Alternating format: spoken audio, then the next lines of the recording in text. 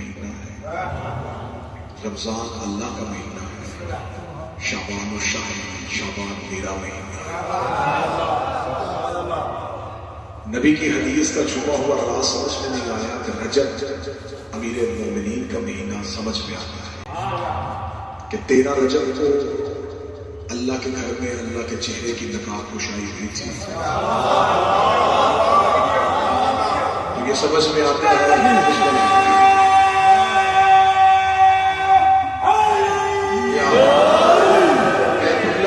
مجھولہ کی نقاب کشائی رجب علی پر، رمضان میں نزول قرآن،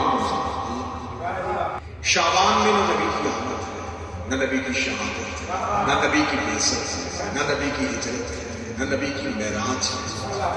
جب شعبان میں کوئی ایک بھی تاریخ میرے رسول سے منسوب نہیں تو شعبان رسول کا مہینہ کیسا؟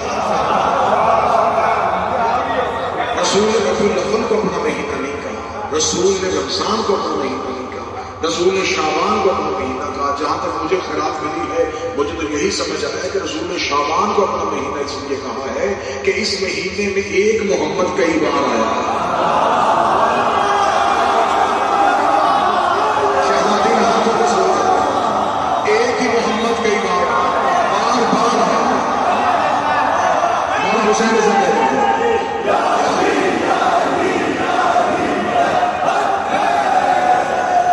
شب اتنی خوبصورت ہے، نزول قرآن کی شب ہے، نزول شہنشاہ کی شب ہے، لیکن اس شب سے پہلے ایک شب گزر چکی، آپ نے یقیناً یہاں گزاری، وہ شباب تھی شہزادی کبریٰ کے آنے کی شب۔ تو میں توہین سمجھوں گا، میں گستاخی سمجھوں گا، میں جسارت کر ہی نہیں سکتا کہ میں دو بادشاہوں کے حرم میں بیٹھ کے، ان کے قرب میں بیٹھ کے اس تذکرہ سیدہ نہ کروں جس کا احترام یہ دونوں بادشاہ کرتے تھے۔ میں اس شہزادی سے گفتگو کا آغاز کرنے لگا ہوں، میں شعبان المعظم کا آغاز اس شہزادی کے جملوں سے کرنے لگا ہوں۔ شہزادی جب بھی پڑھی جاتی ہے، دیکھیں میں نے نام لیا، مومن چیخ پڑے رو پڑے، کیونکہ یہ شہزادی کو جب بھی پڑھا گیا مصاحب سے پڑھا گیا، کیونکہ لقب میری شہزادی کو عمر مصاحب۔ میں آپ کو بی بی کے مصاحب سے بی بی کا فضائل سنانے لگا اور کربلا میں بیٹھ کے صداقت کے ساتھ میں شہزادی کا ذکر آپ کو سنا۔ شہزادی کو کہا جاتا ہے فاتح شام۔ یہ میری شہزادی فاتح شام کیسے؟ کیا اس لیے گئی تھی کہ بیوی نے ایک شام ایک ملک فتح کر لیا تھا، اس وجہ سے بیوی فاتح بنے؟ آخر بیوی کے فاتح شام بننے میں راز کیا؟ اس کے لیے میں بڑی جلدی سے تاریخ کا سفر کروں گا، تھوڑا سا آپ کو پس منظر میں لے کے جاؤں۔ جب رسالت مآب نے مکہ فتح کیا اور رسالت مآب مدینہ سے لشکر لے کے مکہ میں داخل ہوئے تو تاریخ انسانیت لرز رہی تھی اور کانپ رہی تھی کہ وہ شخص، وہ ہستی مکہ میں داخل ہو رہی ہے جسے تھوڑا عرصہ پہلے اسی مکہ سے اذیتیں دے کے، پتھر مار کے، زخمی کر کے، تکلیفیں دے کے، شیب ابی طالب میں محصور کر کے، جس نبی کو بھیجا گیا تھا، اب ایک بہت بڑا لشکر بنا کے مکہ کے باہر آ کے کھڑا ہو گیا۔ مکہ میں کوئی پوری رات سویا نہیں، کسی خوف کے ساتھ کہ صبح یہاں خون کی ہولی کھیلی جائے گی، صبح یہاں سر کاٹے جائیں گے، صبح یہاں خون بہے گا، صبح یہاں مردوں عورت کو کاٹ دیا جائے گا، اس لیے کہ رسول بہت بڑا لشکر لے کے آ رہا ہے۔ تاریخ انسانیت نے یہ پہلا فاتح دیکھا جو اس انداز میں مکے میں داخل ہوا کہ اس کے ہاتھ میں تلوار نہیں تھی، اس کے ہاتھ میں سفید پرچم تھا، اس کے آگے آگے اس کا ایک صحابی نوکر یہ اعلان کر رہا تھا، کوئی اپنے گھر کا دروازہ بند نہ کرے، کوئی اپنے بچے کو گود سے اتار کے نہ سمجھے کہ شاید ماں بچے سے جدا ہونے لگی ہے، سب اپنے گھروں میں سکون میں رہو، ہم تمہیں امن دینے آئے ہیں، ہم تمہیں زندگی دینے آئے ہیں، ہم تمہیں سکون دینے آئے ہیں۔ جب اس سال سے بعد کا یہ اعلان ہو چکا، مکہ والوں کے سانسوں میں سانس، میں سیدہ پڑھنے لگا ہوں، فاتح شام پڑھنے لگا ہوں، ایک نئے انداز سے آدیہ سنانے لگا۔ جب مکہ والوں نے یہ منظر دیکھا تو مکہ والے ایک لمحے کے لیے پہلے حیرت ہو گئے۔ مکہ والوں کے لیے کیونکہ تاریخ عرب میں ایسی مثال کبھی دیکھی نہیں گئی، تاریخ انسانیت میں ہمیشہ یہی تھا کہ جب دشمن قبضے میں آئے سر کاٹ دو، جب دشمن کا تسلط ہو جائے اس کی گردن مار دو۔ تاریخ انسانیت نے پہلی بار دیکھا کہ ہم اس کی مٹھی میں تھے، یہ پھر بھی معاف کر رہا ہے، ہم اس کی دسترس میں تھے، یہ پھر بھی ہمیں چھوڑ رہا ہے۔ سب کو رسالت مآب کا دربار لگ گیا، چھوٹے چھوٹے نوکر، چھوٹے چھوٹے مجرم، ان کو سامنے نبی کے پیش کیا جانے لگا، رسول سب کو معاف کر رہے تھے۔ شام کے وقت مکہ کا سب سے بڑا سردار مجبوراً رسول کے سامنے آیا، اس نے رسول کے سامنے آ کے رسول کے سامنے سر جھکایا۔ یہ کون تھا؟ جس کے گھر میں وہ بیوی تھی، وہ عورت تھی جس نے رسول کے چچا حمزہ کو کلیجہ چبایا تھا۔ میں نام لے لیتا ہوں. ابو سفیان جب رسول کے سامنے آ کے کھڑا ہوا تو اس نے اپنے سر کو، میرا خیال اس مائک کی وجہ سے آواز خراب ہو گئی، رسالت امام کے سامنے جب وہ آ کے کھڑا ہوا تو اس نے اپنے سر کو شرمندگی سے جھکا لیا. رسالت امام نے اس کی طرف دیکھا، وہ رسول جو صبح سے معافی دے رہا تھا، اس کے چہرے پہ رحمت ہے. جو اس دشمن کو دیکھا تو تاریخ کہتی معاف کر دیا، لیکن نبی کے چہرے پہ اب رحمت نہیں تھی. نبی کے چہرے پہ ایک نفرت ہے، اور رسول نے نفرت کے ساتھ اپنے چہرے کو دیا اور پھر کہا میں نے تجھے معاف کر دیا. تاریخ انسانیت نے یہ دشمن کو معاف کرنے کا پہلا مثال اور پہلا جملہ لکھا. آنکھوں میں نفرت اور زبان پہ جا میں نے تجھے معاف کیا. آپ یقین کیجیے گا کہ کہنے کو یہ معافی تھی، اصل میں یہ اس کے لیے اذیت ناک موت کہ ایک بہت بڑے سردار کو، ایک بہت بڑا وہ شخص جس نے ایک دور میں مکے میں راج کیا، اور اس نے اس شخص کو جس کو گھر سے نکالا وہ صاحب تخت میں بیٹھے کہ جا میں نے معاف. وہ کہا کرتا تھا کہ کاش عبداللہ کا بیٹا اس روز مجھے معاف نہ کرتا، مجھے قتل کر دیتا. میرے لیے قتل ہونا بہتر تھا، یہ معافی میرے لیے بہتر ہے. کیونکہ وہ جب جتنی دیر مکہ میں زندگی گزارتا رہا وہ سر خدا کے بازار میں چلتا تھا، جس کے سامنے سے گزرتا لوگ ایک دوسرے کو نام تباہ کر یہ ہے وہ جسے محمد سے معاف کیا، یہ ہے وہ جسے نبی نے معاف کیا. اس کے مزاج کے خلاف یہ بات تھی کہ ہمارے مزاج کے خلاف یہ بات ہے کہ ہمیں عبداللہ کا بیٹا کہے گا میں تجھے معاف کیا. اس نے مجبوراً کلمہ تو پڑھ لیا، محرہ کہتا، لیکن اس کے دل سے بغض نہیں کیا، اس کے دل سے کینہ نہیں کیا، اس کے دل سے نفرت نہیں کی. اس نے پوری زندگی کوشش کی کہ کسی نہ کسی طریقے سے میں نبی کا تسلط قائم کروں. ایسا نہیں ہمیشہ یہ مرتے ہوئے اپنے بیٹے کو وصیت کرتے ہیں، دیکھ میرے پاس ایک خاندانی نفرت ہے، کیونکہ عربوں میں بغض اور کینہ وراثت کے طور پر اگلی نسل کو منتقل کیا جاتا ہے. تو اس نے کہا میں تجھے وراثتاً یہ بغض دے کے جاتا ہوں، زندگی میں کوشش کرنا. اگر اسلام تیرے قبضے میں آ جائے، اگر مسلمانوں کا تیرا تسلط قائم ہو جائے، ایک بدلہ تو نہیں ہوگا. کسی رسول کے خاندان کو، کسی فرد کو دربار میں ایسے ہی کہا تو نے کہنا جا میں نے تجھے معاف کیا. جب تو یہ کہہ دے گا سمجھ لینا میری روح کو تسلی ہو جائے گی. ہم اپنی خاندان دشمنی ایک دفعہ انتقام کا نشانہ ان کو بنا کے پرسکون ہو جائیں گے. بیٹے کو یہ وصیت مل گئی، بیٹے نے کوشش کی کہ نہ مکہ میں رہوں نہ مدینے میں رہوں. یہی وجہ تھی، اسی بے عزتی کی وجہ سے خاندان ابو سفیان مکہ میں رہا. یہ مکہ سے نکلے، یہ شام چلے گئے. انہوں نے شام کو آباد کیا، اس نے شام میں ملوکیت کو قائم کیا، اس نے شام میں درہم و دینار مانگے، اس نے شام کے لوگوں کو نوازا، اس نے شام علی کے خلاف تیار کر دیا. اس نے 42 سال علی کے خلاف ایک ملک دریافت کیا. اس نے اس ملک کی سطحیں اپنے انداز میں ناپی. اس نے لوگوں کو علی کی دشمنی سے پیار کیا، اس نے نسل علی کی دشمنی سے پیار کیا. یہ سب کچھ کے کرتا رہا ایک حسرت پوری کرنے کے لیے کہ باپ کی حسرت ہے ان کے کسی ایک فرد کو دربار میں لا کے تو نے کہنا ہے جا میں نے تجھے معافی. یہ حسرت لے کے اس نے بڑی کوشش کی. یہ سفین میں آیا، علی نے اس کے منہ کے بل ہرا دیا. یہ خارج کے ساتھ لے کے نہروان میں ٹپکا، علی نے وہاں سے شکست دے دی. اس نے پوری کوشش کی تسلط علی پہ ہو جائے. امیر المومنین کی خواہش تھی کہ میں شام تک پہنچوں، لیکن کبھی سفین درمیان میں آ گئی، کبھی جمل درمیان میں آ گئی، کبھی نہروان آ گئی. امیر المومنین شام نہ پہنچ سکے. یہ مرتا مرتا مر گیا. اس نے اپنے مرنے کے بعد اپنے بیٹے یزید کو وصیت کی. اس نے کہا دیکھ 42 سال میرے زندگی کی سانسیں صرف ایک قرض اتارنے کے لیے رکھی. میں نے درہم و دینار بانٹے، میں نے ملوکیت قائم کی. کسی طریقے سے باپ کی وصیت پہ نہ کروں، مجھ سے نہیں ہو سکا. میرے باپ دیر نہ کرنا، میرے باپ انتظار نہ کرنا. میرے باپ جو بھی تخت پہ بیٹھے خاندان اہل بیت کو ایک بار دربار میں لا کے تو نے بھی کہنا جا میں نے تجھے معاف کیا.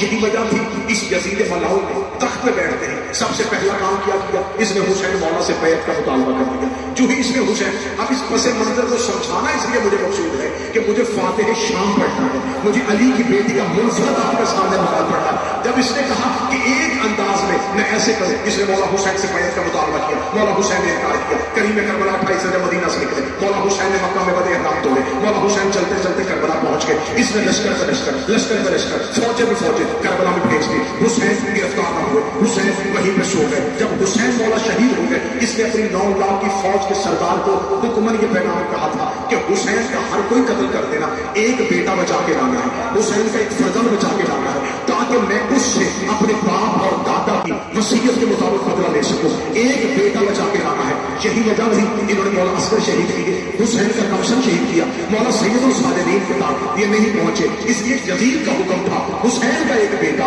اہل بیت کا ایک فرد زندہ میرے دربار میں لے کے آنا ہے۔ ادھر مولا سجاد چلے کربلا سے نکلے کوفہ پہنچے، کوفہ سے یہ قافلہ حسینی شام کی طرف چل رہا تھا، جیسے جیسے یہ شام کی طرف کاروان توحید بڑھ رہا تھا ادھر یزید کے ذہن میں وہ خیال آ رہا تھا مقتل کی باپ کی حسرت، مقتل کی دادے کی حسرت آج میں پوری کروں گا، آج بنی امیہ بنی ہاشم سے بدلہ لیں گے، آج ہم اپنی خاندانی دشمنی کو ایک دفعہ بدلے کا نشانہ بنا دیں گے۔ اس نے شام شہر سے ڈال دیا، اس نے لوگوں کو بلا لیا، اس نے یہودی بزرا بنا لیے، اس نے عیسائی بشیر بلا لیے، اس نے ملکوں کے گورنر بنا لیے، اس نے شام شہر کچا کچ کر دیا، اس نے شام کی کوئی ایک جگہ بھی خالی نہیں رہنے دی، اس نے پورا دربار سجا دیا۔ آ رہے ہیں اہل بیت، لوں گا دادے کا بدلہ، لوں گا باپ کا بدلہ۔ جیسے جیسے کاروان توحید شام کے قریب آتا گیا اس کے ذہن میں وہی باپ کی حسرت، وہی دادے کی خواہش اس کے دل میں عمر رہی تھی کہ اب وہ وقت قریب آنے والا ہے، ابھی وہ لمحہ آنے والا ہے کہ میں ان سے بدلہ لوں گا۔ جو اس کے نانا نے کہا تھا جا میں نے تجھے معاف کیا، جا میں نے تجھے معاف کیا، جا میں نے تجھے آزاد کیا، لہٰذا ان کی اس دی ہوئی آزادی کا ہم بدلہ لینے والے ہیں۔ ادھر کاروان توحید چلتا چلتا بازار شام کو عبور کرتا کرتا دربار یزید کے دروازے پہ آ گیا، چونکہ دروازے پہ آیا اس نے سر پہ پاؤ والا تاج پہنا، اس نے سونے اور چاندی اور ہیرے اور جواہرات کا ڈھیر لگایا، اس نے شام کے دربار کو کچا کچ کر دیا، اس نے سفرا کو بٹھا لیا، اس نے بزرا کو بٹھا لیا، اس نے عمرہ کو بٹھا لیا، اس نے صحافی بٹھائے، اس نے رپورٹر بٹھائے، اس نے مورخ بٹھائے کہ ہم نے شکست کا بدلہ لیا۔ جیسے ہی سید الصالحین کا پہلا قدم دربار میں داخل ہوا یہ ایک دفعہ اپنے تخت سے اٹھا، اس نے اپنے باپ اور دادا کی روح کو اپنی آنکھوں میں لاتے ہوئے بنی ہاشم سے بدلہ لینے کے لیے وہی فکر ذہن رکھا کہ جان میں نے تجھے آزاد کیا۔ یہ جملہ میں کہوں گا، ادھر جملہ اس کے دل سے نکل کے اس کے حلق سے ہوتا ہوا اس کی زبان کی نوک پہ آیا کہ میں کہوں گا جان میں نے تجھے آزاد کیا۔ ابھی یہ جملہ اس کی زبان کی نوک پہ تھا، یہ سید الصالحین کی قبر کے پیچھے سے علی کی بیٹی کا ہاتھ آیا، شہزادی نے سجاد کو پیچھے ہٹایا، یزید کے سامنے جا کے مل گیا، شبر عبداللہ اے ہمارے آزاد کا نام حلال کے بیٹے۔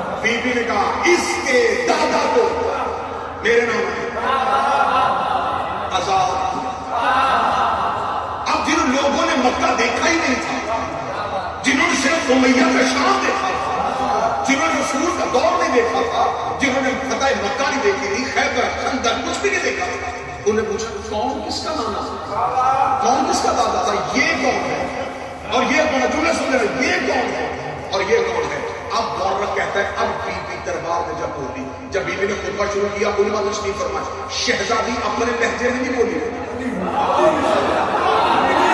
اس میں تو دوسری رائے نہیں ہے، کس لہجے میں بولی تھی؟ علی کے لہجے میں، علی کے لہجے میں۔ پھر کربلا میں بیٹھ کے جملہ ضائع نہ کرنا، علی کے لہجے میں بولی، مجھے عزت حسین کی قسم ہے ساری زندگی محمد بولے اپنے لہجے میں، حسن بولے اپنے لہجے میں، حسین علی کا بیٹا نہ بولا اپنے لہجے میں، عباس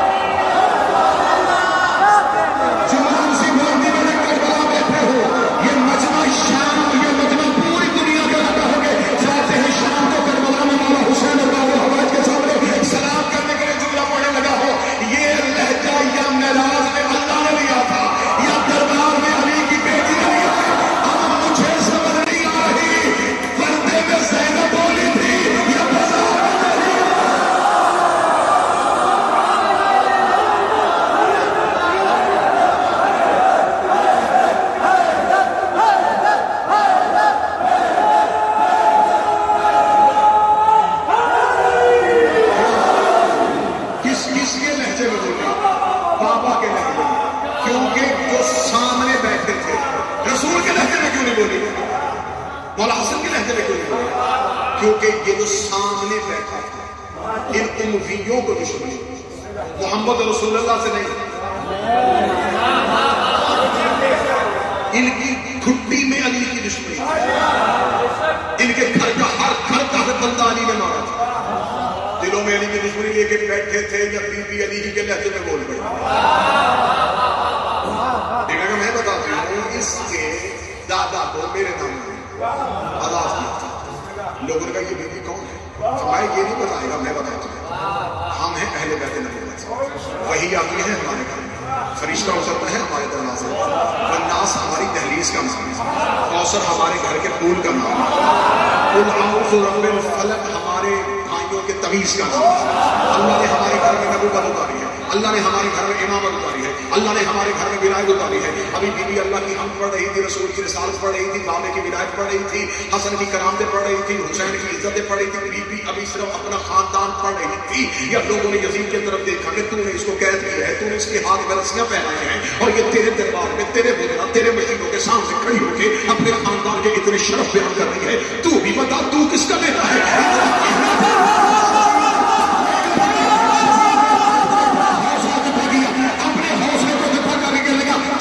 اس کا نام سنا، اب مجھ سے سنو، میں بھی کسی عام گھر کا فرد نہیں ہوں، ہم بھی مکہ کے سردار تھے، اتنا کہنا تھا بیوی نے کہا چپ کہ اپنا سرکاروں میں آ جائے گا۔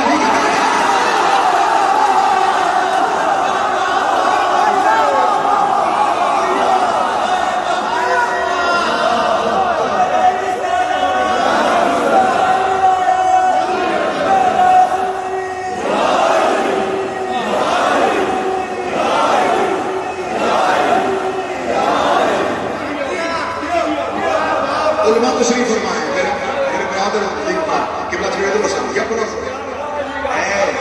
ناچنے والی کے لیے تو چنے ضرورت میرے ہوتے ہوئے تو اپنے خاندان کا شرف پڑھے، تو اپنے خاندان کی عزت پڑھے، میں نے کہا تیرے خاندان کا بھی میں ہی بتا دیتی ہوں، اپنے خاندان کا بھی میں نے بتایا، تیرے خاندان کا بھی میں بتاتی ہوں۔ بی بی نے پورے دربار میں باپ کا لہجہ بڑھ کے بول کے بی بی نے کہا میں آدم سے لے کے اپنے بابا علی تک، ابا سے لے کے اپنی ماں فاطمہ تک، جس کا یہ چاہے اس کا نام بھی بتاتی ہو، شجرا بھی بتاتی ہو، کردار بھی بتاتی ہو، اس سے کہ تیرا تخت ہے سر پہ تاج رکھ کے بڑے دربار میں صرف اپنی ماں کا کردار۔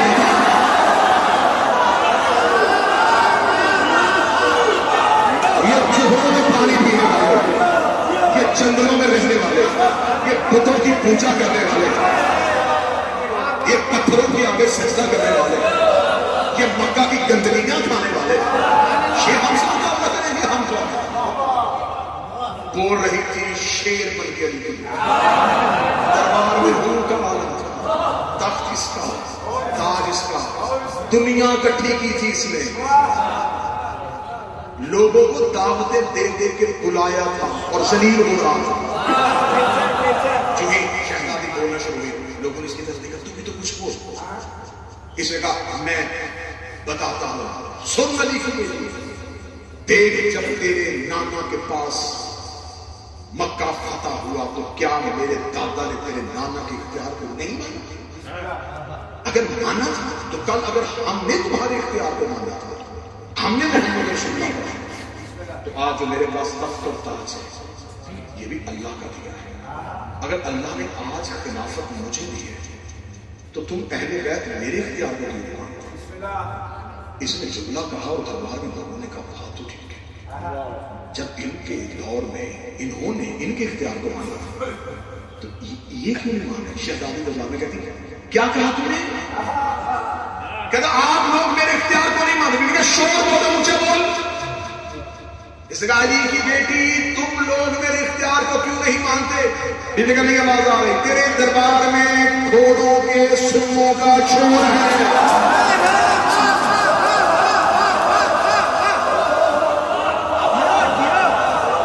گھوڑوں کے سنگوں۔ اب اس نے کیا کہا کہ ہمارے پاس اختیار ہے، اب یہ مقابلہ نہیں ہونے لگا، بی بی فضیلت کیا بتانے لگی تھی، یہ سمجھ رہا تھا کہ لشکر لے رہا ہے، سپاہی میں بی بی نے کیا جملہ کہا؟ بی بی نے کہا یہ نہیں کہا کہ سپاہیوں سے کیا گھوڑے پکڑ لے، سپاہیوں نے بھی ان کا گھوڑوں پہ سنو، کیونکہ چاروں سن گھوڑے پہ ٹیک کے کھڑے ہوئے، فطرت حیوان ہے کہ وہ کھڑا ہوگا تو ایک نہ ایک سن کو اٹھا کے رکھے. بی بی نے یہ نہیں کہا کہ سپاہیوں پہ کنٹرول، بی بی نے کہا فطرت پہ قابو کرے. نہیں سمجھے. شہزادی نے چیلنج کیا فطرت کا گھوڑوں پہ سن لو. اسے کہا کیا کروں میں گھوڑوں کو سن لوں. کلکالی کی بیٹی کے لیے کہا چل ٹھیک ہے تیرے دربار میں اونٹ کی فطرت ہے گردن کو ہلا.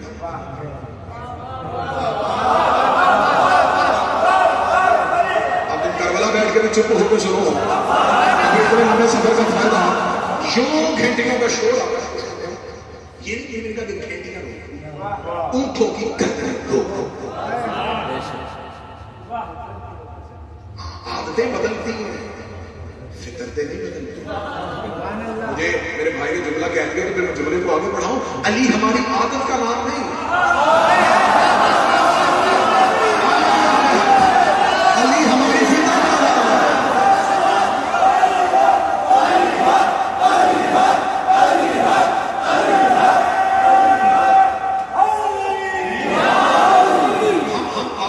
عادتیں بدل سکتے ہیں. علی ولی اللہ ہماری فطرت ہے. لوگ ہمیں کہتے ہیں کہ تم عبادت میں فطرت چھوڑ دو.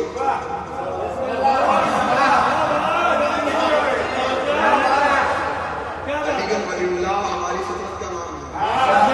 عادتیں اور ہوتی ہیں، عبادتیں اور ہوتی ہیں. عادت اور عبادت میں باہی کا فرق ہے اور علی با کا نقطہ ہے. عبادت سے علی نکل جائے پیچھے عادت رہ جاتی ہے. کچھ لوگوں کو نمازوں کی عادت ہوتی ہے اور کچھ لوگ علی کی عبادت کرتے ہیں. یہ میں نے نہیں کہا، یہ نبی نے کہا، حضرت علی نے کہا. علی کا ذکر کرنا عبادت ہے، ثواب نہیں. بی بی نے کہا ابھی بھی بول رہی ہے میری شہزادی بھرے دربار. متوجہ ہے بات؟ میری شہزادی بھرے دربار میں. بی بی نے کہا گھوڑوں کی سن لو، اونٹوں کی گردن لو. اسے کہنا گھوڑوں کی سن میرے کنٹرول میں، اونٹوں کی گردن میرے کنٹرول میں. بی بی کا تیرے دربار میں بڑے بڑے روشن دان تیز ہوا روک. پورے دربار میں کہتا ہوں آپ نے کہا یہی تو میں کہا کرتا ہوں کہ بنی ہاشم وہ کہتے ہیں جو عقلوں میں نہیں آتا. نانا بھی یہی کہتا تھا، بابا بھی یہی کہتا تھا، اور بڑے دربار میں کھڑی ہو کے ان کی بیٹی بھی یہی کہہ رہی ہے. یہ پورا عرب اور عجم گواہی دے. ایسا کیسے ہو سکتا ہے کہ میں گھوڑوں کو سن روک لوں، میں اونٹوں کی گردنیں روک لوں، میں شور روک لوں. اتنا کہنا جس گھوڑے کا سر اٹھاتا اسے رکھا دے، جس سپاہی کی آنکھ کھلی تھی اس کی پیچھے نہیں آئی، جس کے ناک کے نفرے سے سانس نکلا تھا واپس نہیں آیا، جس کی دل کی دھڑکن وہی تھی وہی کی وہی رہ گئی. جب پورے دربار میں جس کا ہاتھ اٹھا جس کی آنکھ کھلی جس کی پلک جھپکی ہر ایک پتھر کا بن گیا. بی بی یزید کے تخت کے سامنے آئی. بی بی نے یزید کی طرف اشارہ کیا. یزید کے نپاک بدن میں روح واپس آئی. نپاک بدن میں روح کا واپس آنا تھا. اس میں سلسلے کے بعد دربار دیکھا، ادھر بھی پتھر، ادھر بھی پتھر، ادھر بھی پتھر.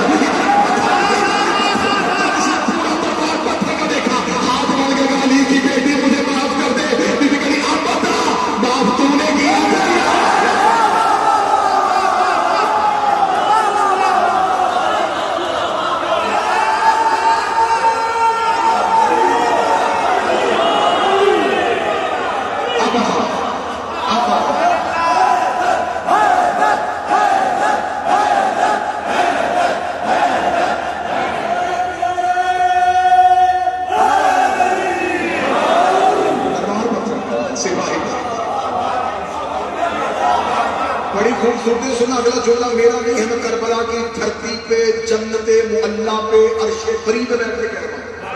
اگلا جملہ میرا نہیں، میرے 5ویں شہنشاہ کا ہے جو دعا دے داد دے وہ مجھے نہیں، میرے 5ویں بادشاہ کو خراج پیش کرے گا. میرے 5ویں شہنشاہ اس دربار کے منظر کو اس رنگ میں بیان کرتے ہیں. میرے مولا کہہ رہے جب ہماری ماں دربار میں بول رہی تھی ایسے لگتا تھا جیسے بتوں کے جھرمٹ میں کعبہ بول رہا تھا.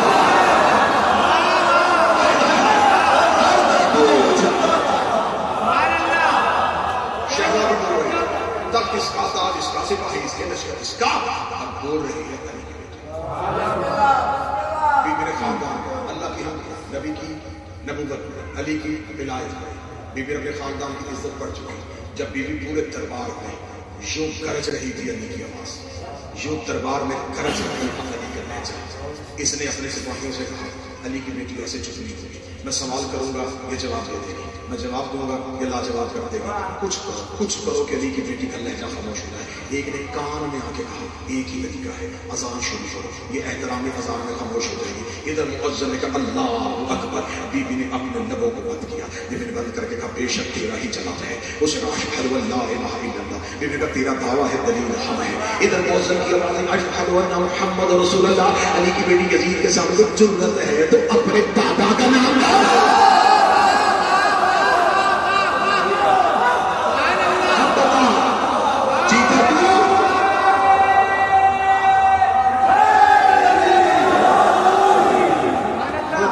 حسین کی آواز مرحبا علی کی بیٹی، سر آواز سے آواز مرحبا میری آقا زادی، یوں شام فتح کیا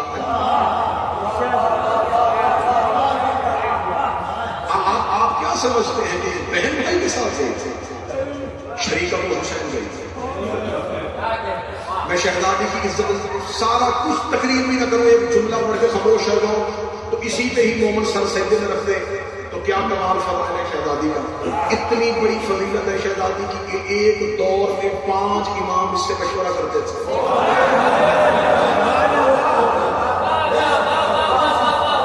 مولا علی کی مشہور، بادشاہ حسن کی مشہور، کریم کربلا کی تو ہے ہی شریعت الحسن، مولا سجاد تو چلتے ہی پیچھے تھے، مولا باقر کو ان کے حکم کے بغیر لب نہیں کھلتے۔ تو آپ کیا سمجھتے ہیں کہ عام تھوڑی نہیں؟ 5 حجتیں اپنے اپنے دور کی، جس کے آنے پہ چپ ہو جاتی تھی، جسے کہا جاتا ہے اس کی زیارت پڑھتے ہوئے جملہ تو شام گئے ہو یا جو جاؤ گے، شہزادی کی دہلیز پہ سجدہ کرتے اس جملے کو موقع پہ یاد کرنا، بی بی کی زیارت میں جملہ کہا جاتا ہے اے امینہ تو امامت، اے امامت کی امینہ، تجھ میرا سلام۔ جو امامت کون دیتا ہے؟ اللہ۔ امین کون بنے؟ امینہ شہزادی بنے، جس کے پاس کافر اپنی امانتیں رکھے اسے مصطفیٰ کہتے ہیں، جس کے پاس اللہ امامت جیسی امانت رکھے۔ شہزادی نے سید الصابرین کا جو تحفظ کیا، میں کیا کروں، مجھے بار بار جملے سامنے آنکھوں کے آ رہے ہیں کہ کیا کیا راز ہے ابھی شہزادی کے جو پڑھے ہوئے۔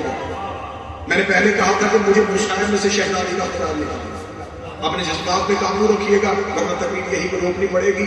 شہزادی کا کتنا بڑا فضائل ہے، ہزاروں نے لاکھوں دفعہ آپ نے سنا کہ شام غریب شہزادی سید الصابرین پشت کو نئی باتوں میں سنی ہوئی پہلے سید الصابرین کو پشت میں شہزادی نے کیوں اٹھایا؟ کیا امامت کو طاقت نہیں؟ حجت اپنے اختیار سے واقف نہیں؟ جو ابراہیم نار نمرود کو گل کر سکتا تھا تو یہ تو سید الصابرین وہ تھا کہ ابراہیم نے انہی کا نام لے کے نار نمرود کو گل کیا تھا۔ تو یہ سید الصابرین کو پشت پہ لے کے آئی ہے، جاؤ جا کے علماء سے پوچھو، امام کو اٹھانے کے لیے بھی امام ہونا ضروری ہے۔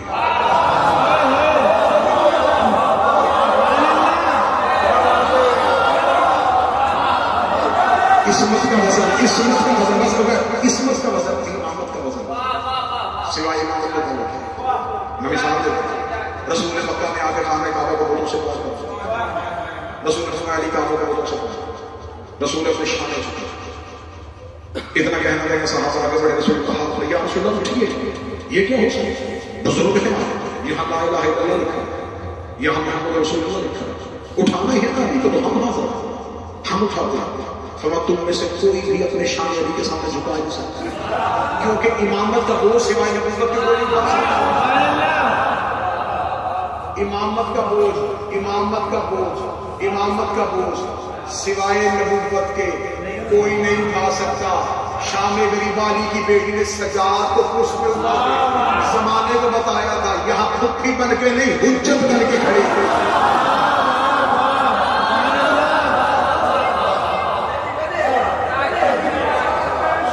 ساری زندگی سنا واقع ہوگا شام غریب، پہلے کا میں مشاہدے میں سے ایک جملہ فضائل کا لیتے رہے۔ سید الساجدین وقت شہادت امام حسین سید الساجدین کو بقول مورخ جیسا تاریخ میں لکھا سید الساجدین کو لیکن چلیے آنکھیں پنتی سے ٹھیک ہے مانا ہم بھی مانتے ہیں سجاد مولا کی آنکھیں پنتی کیوں حکمت پروردگار تھی اگر مولا سجاد کی آنکھیں کھلی ہوتی تو صدائے کس طرح سے لبیک واجب ہو جاتی جس کی آنکھیں کھلی تھی وہ 6 مہینے کا بھی چھوڑنے میں نہیں رہا تو جہاں ششماہے پہ بیٹھے اطاعت واجب ہو گئی وہاں سید الساجدین پہ نصرت امام واجب ہو جاتی سجاد کو تلوار لے کے امام کی نصرت کے لیے جانا چاہتا حکمت پروردگار تھی سجاد کی آنکھیں بند ہو تاکہ امامت کے سلسلے کو متصل ہو یہاں مجھے یہ راز نہیں پڑھنا اگلا راز آپ کے دلوں سے دعانے کے لیے پڑھا حجت ایک لمحے کے لیے آنکھ بند کرے نظام کائنات ترم بھرم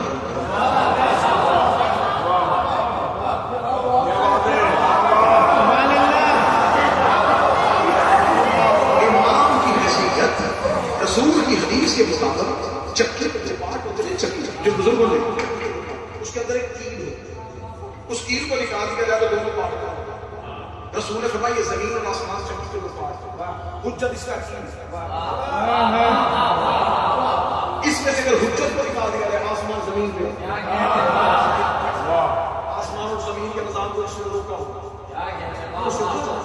حجت ایک لمحے کے لیے غافل ہوگا آسمان زمین پہ نظام کائنات رک جائے سرا سے سریا تک مخلوق کی سانسیں بند اگر حجت کی آنکھیں بند جتنی دیر تک وقت اثر سے لے کے عالیہ کے سجاد اٹھانے تک مولا سجاد کی آنکھیں بند رہی نظام کائنات کون چلاؤ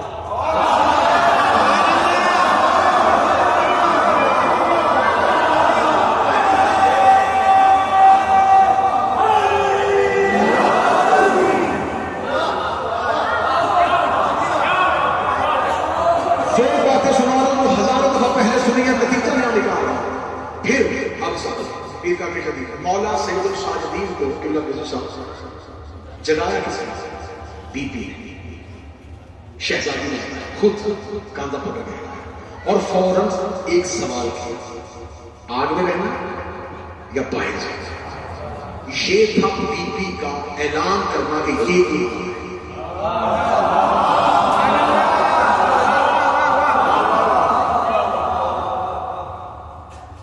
صحرا میں فلانوں کا منبر بنا کے امامت کا اعلان کرنا اور تھا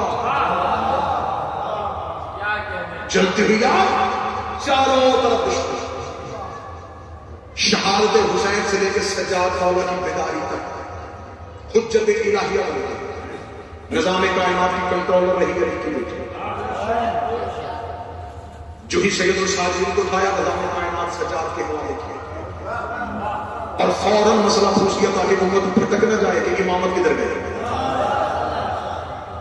مسئلہ پوچھ کے مولا سجاد کی امامت کا اعلان کرتے ہیں یہ ہے شہزادی جسے جب بھی پڑھا گیا مشاہد کی صورت میں پڑھا گیا کہ ایک بہن بھی جو بھائی کے ساتھ محبت میں گئی تھی اس گھر میں رشتے ظاہر ہمیں دکھانے کے لیے بہن بھائی کے ہوتے ورنہ عصمت کی حفاظت کرنے کے لیے بھی عصمت کا آنا ہی ضروری ہوتا میں نے آپ کو شہزادی جگم شعبان کے حوالے سے سنا دی بڑی جلدی میں 2 جملے سناؤں گا اس کربلا کے قریب کے جس کی تحریر کے باہر ہم سوالی بن کے بیٹھے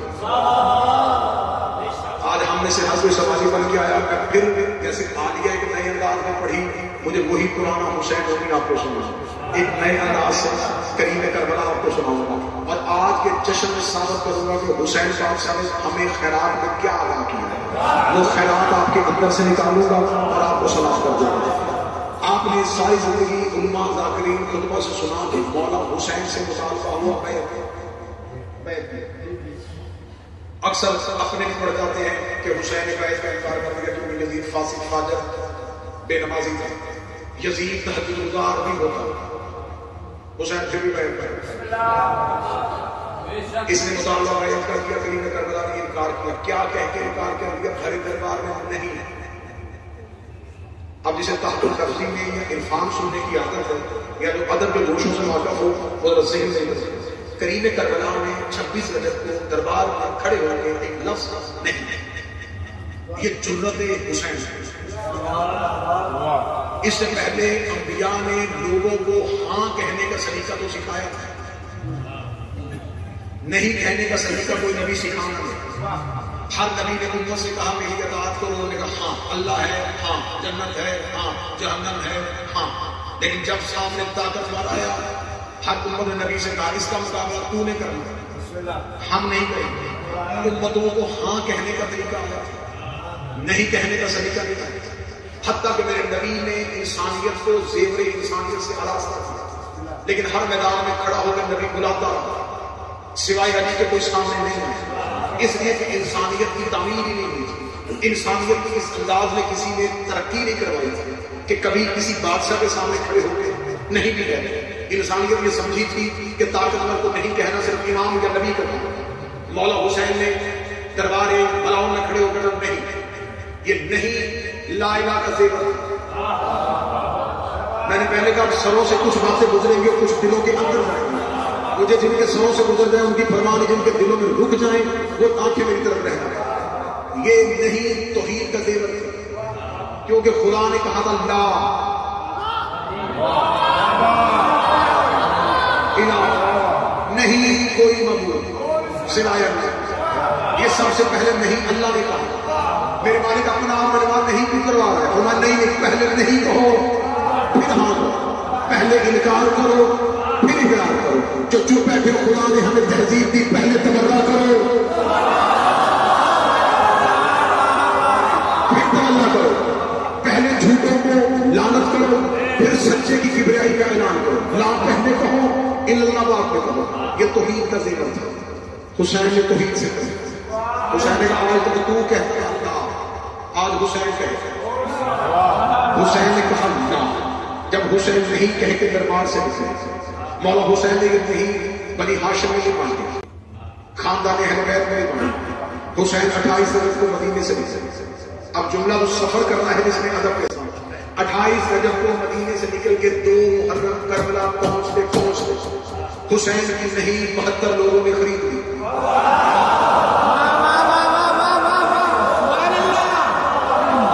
حسین نے دے لی، اور حسین نے جتھوں کے سردار نہیں بھولے، حسین نے قبیلوں کے سردار نہیں بھولے۔ میدان جنگ میں لشکر گرانے کا اصول ہوتا ہے کہ اگلی صف سے کتنے بندے ہونے چاہیے، تیروں پہ کون ہوگا، مورچوں پہ کون ہوگا، کتنے بھاری جسم والا آگے ہوگا، کتنے کم جسم والا پیچھے ہوگا۔ حسین نے طاقتور نہیں ہوگا، تیر چلانے والے نہیں ہوگا، تلوار گھمانے والے نہیں ہوگا۔ حسین کو لڑنے والے چاہیے، حسین نے ڈھونڈے نہیں والے۔ اگر 80 سال کے بھی نہیں کہنا آتا تھا نہ حسین لے آیا۔ حسین نے کہا مجھے طاقتور نہیں چاہیے، مجھے شور اور بازو والے نہیں چاہیے، نہیں والے چاہیے۔ نہیں والے حسین نے خط لکھ کے کہا اس قبیلے میں ایک نہیں والا اس کو بلاؤ، اس قبیلے میں ایک نہیں والا اس سے بلاؤ۔ حسین نے دیکھا قبیلے کا سردار ہے، حسین نے دیکھا حبشی ہے، حسین نے دیکھا رنگ کالا ہے، حسین نے دیکھا کیا ہے۔ حسین نے کہا صرف میرا ایک ہی معیار ہے، نہیں کہنے کی ضرورت ہونی چاہیے، نہیں کہنے کا سلیقہ ہونا چاہیے۔ جن کو نہیں کہنا آتا تھا حسین نے خرید کے چلتے چلتے چلتے حسین کو محرم کربلا لے آئے۔ کربلا میں حسین نے اتارا، کربلا کے صحرا کو حسین نے صاف کیا۔ یہ جو زمین پہ تم بیٹھے ہو نا، لوگ شہر سمجھ کے آتے ہیں، لوگ اسے عراق کا ایک شہر سمجھ کے آتے ہیں۔ یہ کربلا شہر نہیں، یہ کارخانہ ہے۔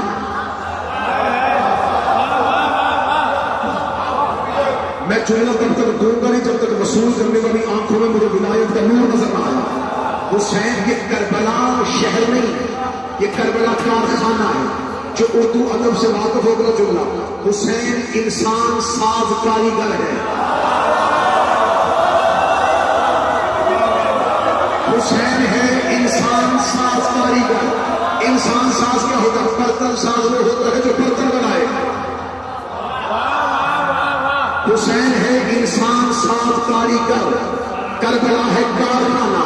حسین نے پہلی بار زمین میں ایک ایسا کارخانہ بنایا اور اتنا کمال کاریگر کا حسین، اس کو ایسا ہنر آتا تھا، یہ انسان ڈالتا تھا، علیہ السلام نکالتا تھا۔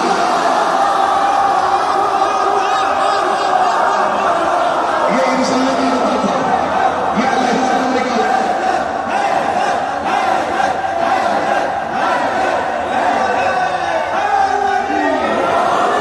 اس نے کوئی بھی رضی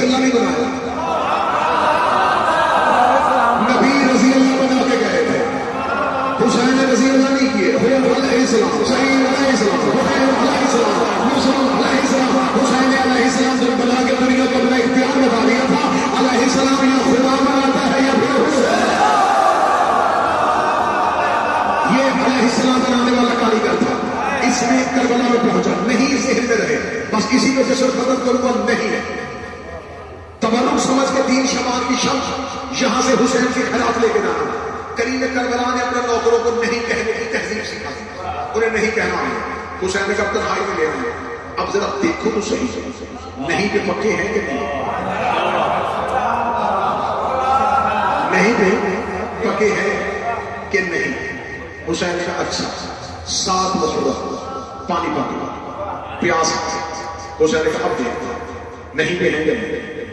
یقین کیجیے گا دریا موجیں شور کر کر کے حسین کے نوکروں کو بلاتی رہی. انہوں نے ملک بھی نہیں دیکھا. اگلا جملہ آپ سے دعا لوں گا جو اردو لہجہ سمجھتے ان سے دعا لوں گا.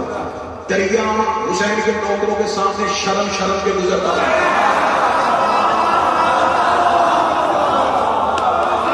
حسین کے نوکروں نے مڑ کے بھی دیکھا. مجھے کسی کتاب سے نہیں ملا کہ چل انہوں نے فرات سے پانی نہیں پیا تھا, انہوں نے 9 لاکھ سے پانی نہیں مانگا. اکیلے خیمے میں آ کے حسین مولا کے قدموں میں بیٹھ جاتے. تیری امام ہے تمہیں مارا, تیرے اختیار سے مارا, ٹھوکر مارا, چشمہ نکالا. یہ اتنے بے نیاز تھے, انہوں نے حسین سے بھی نہیں مانگا. پانی یزیدیوں نے بند کیا تھا, حسین نے تو نہیں بند کیا تھا. کیا حسین نے اپنے نوکروں سے کہا تھا کہ 3 دن پانی نہ پینا؟ حسین نے تو کہا ہی نہیں. بند کیا تھا انہوں نے حسین سے نہیں مانگا. حسین ان کے چہرے دیکھتے رہے, ان کی لبوں پہ خشکی آئی, چہرے پہ اطمینان, چہرے کو جا رہے تھے, ولایت چمک رہی تھی. آپ محرم کو انہوں نے کہا نہیں. 9 محرم پیاس انہوں نے کہا نہیں. 9 محرم کی شب ادھر سے 10 لاکھ, ادھر سے 30 لاکھ, ادھر سے 1 لاکھ, ادھر سے 50 لاکھ, ادھر سے 10 لاکھ. 9 لاکھ کا گھیرا آ گیا. یہ تیر دیکھتے رہے, تلواریں دیکھتے رہے, اترتے ہوئے لشکر دیکھتے رہے. ایک بار بھی حسین سے جا کے نہیں پوچھا مولا ہمارے پاس ہتھیار نہیں, مولا ہم ان سے جنگ کیسے کریں گے. حسین اس کا چہرہ دیکھتا ہے. اگر پیاس سے نہیں گھبرائے لشکر سے ڈر جائیں گے. لیکن شب عاشور کبھی تک نہیں نہیں نہیں نہیں نہیں. بار بار حسین کا چہرہ دیکھ کر نہیں نہیں نہیں نہیں نہیں. حسین کو پتہ چل گیا کہ 10 محرم میں اب دن میں اب لمحے باقی ہے. تھوڑی دیر کے بعد 10ویں کا سورج طلوع ہونے والا ہے. انہی ٹینوں میں 1.25 لاکھ نبیوں نے آ کے میرے نوکروں کو دیکھنا ہے. مولا حسین کا آخری تیاری دیکھ لو کہ یہ نبیوں کے سامنے جانے کے اہل ہیں بھی یا نہیں ہیں. حسین نے اکٹھے کر کے ایک خیمے میں ملایا. دعا کے حسین نے چراغ بجھایا. بجھا کے حسین کا جنت نہیں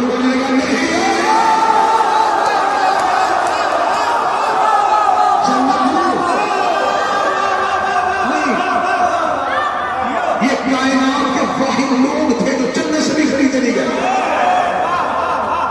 حسین کا پیاس برداشت کی, دھوپ برداشت کی, جلا وطنی برداشت کی, اولاد کی جدائی برداشت کی, موت سامنے تھی برداشت کی. وہ سب کچھ برداشت کر جنت کے لیے دے لو. ان کی نہیں اتنی پکی ہو گئی تھی کہ یہ جنت سے بھی خریدے نہیں گئے. جب انہوں نے جنت کو انکار کیا, حسین نے کہا اب سنو آنا ابراہیم کے ساتھ, اسرائیل کے سامنے اپنے نبیوں کے سامنے اپنے نوکر کھڑے کروں گا. ہر نوکروں کو کھڑے کر کے کہوں گا دیکھو تمہاری امت ہے تمہارے پیچھے چلتی رہی جنت کے لالچ میں, یہ بھی کھڑے ہیں میرے